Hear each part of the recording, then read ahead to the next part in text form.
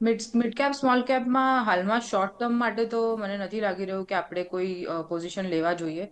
તો ટેકનિકલી નહીં but fundamentally જઈએ તો મને લાગી રહ્યું છે કે બેંક્સમાં એક સારી બાઇંગ ઓપોર્ચ્યુનિટી બની રહી છે.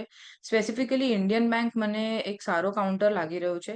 ટેકનિકલી હજી એક આ હું કન્ડિશનલ ટ્રેડ તરીકે આપી શકીશ.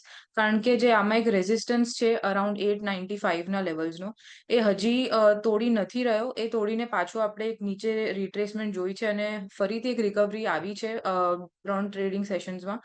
એટલે 895 નું લેવલ છે. જો એ બ્રેક કરે તો જ આમાં એક બાઇંગ ઓપોર્ચ્યુનિટી દેખાઈ રહી છે. તો એ કન્ડિશનલ ટ્રેડ પ્રમાણે લોંગ ટર્મ હોરાઇઝનથી આપણે આમાં ટ્રેક કરી શકીએ. તો 895 ની ઉપર આજે બી ગયો છે, 900 નો હાઈ બનાવ્યો છે પણ સસ્ટેન નથી કર્યો. તો જો એના ઉપર ક્લોઝ થાય આજે તો એક બાઇંગ ઓપોર્ચ્યુનિટી બને છે અને એના ઉપર 1000 ના ટાર્ગેટ્સ મને લાગી રહ્યા છે. બીજા એક કાઉન્ટરની વાત કરીએ જે મને પેજ ઇન્ડસ્ટ્રીઝ સારો લાગી રહ્યો છે, જે કન્ઝ્યુમર પેકનો એક સ્ટોક છે.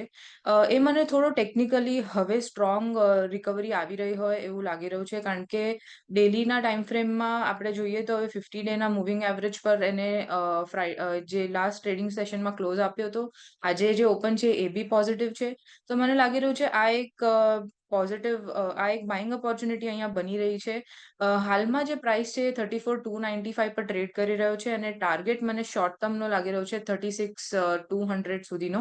એટલે અહીંયા એક શોર્ટ ટર્મ બાઇંગ ઓપોર્ચ્યુનિટી બની રહી હોય એવું લાગી રહ્યું છે.